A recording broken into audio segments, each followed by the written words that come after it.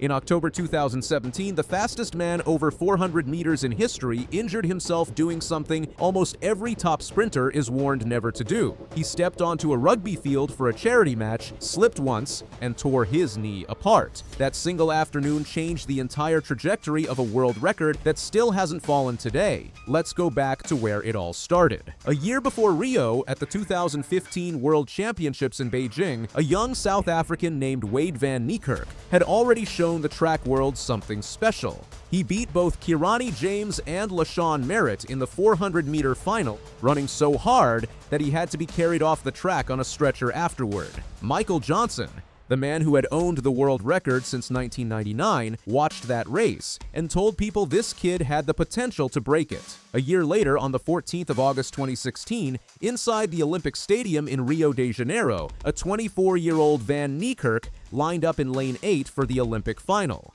Lane 8 is usually the worst draw in the race. You can't see anyone else on the track, so you have no idea if you're winning or losing until the very end. Van Niekerk used that blindness as fuel. He went out hard, kept driving through the final bend, and crossed the line in 43.03 seconds. It shattered Johnson's world record of 43.18, a mark that had stood since the 1999 World Championships in Seville. Johnson himself was commentating that night and called it a massacre live on air.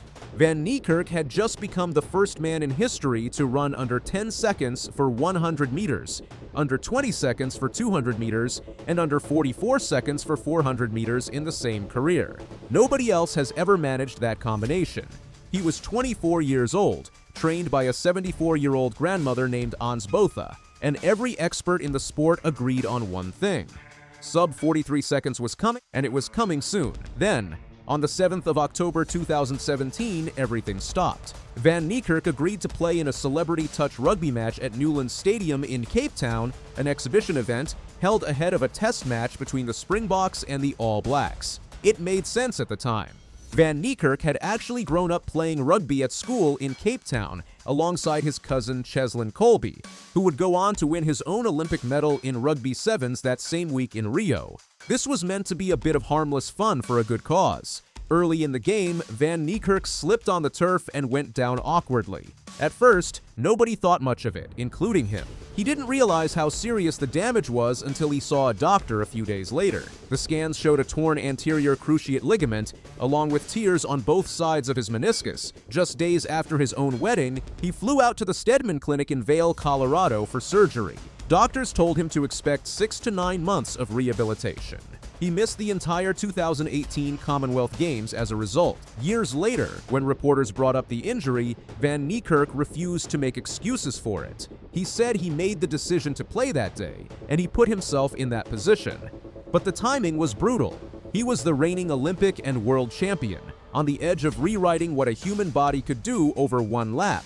And one slip on a rugby field pulled the brakes on all of it. While Van Niekerk fought his way back onto the track, a new generation of quarter-milers spent years trying to reach the number he had set in Rio. Stephen Gardiner of the Bahamas came closest of that first wave.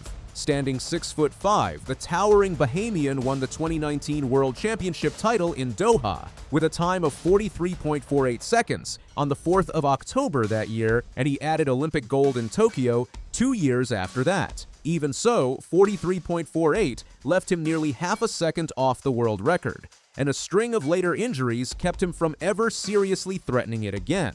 Stephen Gardiner had another obstacle working against him too.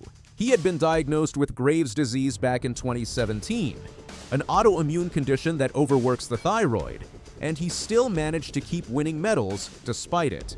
But that added layer of difficulty made his climb toward Van Niekerk's number even steeper, and the closer he got to his physical ceiling, the further sub 43 seconds seemed to drift away. Michael Norman looked like the heir apparent early on.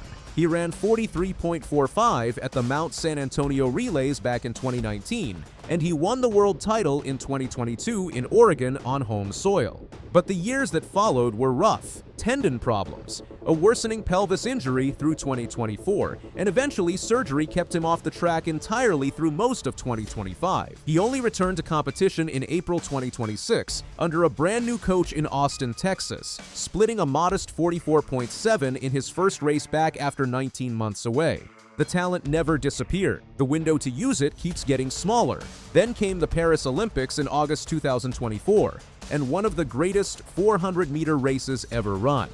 Matthew Hudson-Smith of Great Britain led for most of the home straight and looked destined to become the first British man to win the Olympic 400 meters in 100 years. He clocked a European record of 43.44 seconds and still didn't win.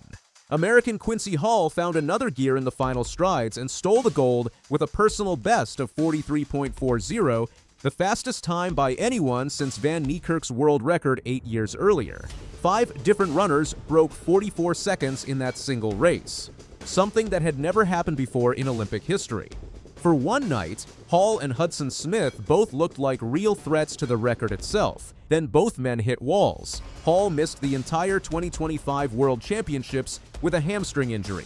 Hudson-Smith crashed out in the semifinals in Tokyo, running nearly a second and a half slower than his best. 2 men who had gotten within 6/10 of history in the very same race have barely raced each other since. That opening left a door wide open, and a 21-year-old from Botswana walked straight through it. Busang Colin Kebinat-Shipi entered the 2025 World Championships in Tokyo as a relative unknown. He left as world champion, leading from the gun through pouring rain and clocking a national record of 43.53 seconds on the 16th of September 2025, becoming the first man from Botswana to win an individual world title in any event. He backed that run-up this season too.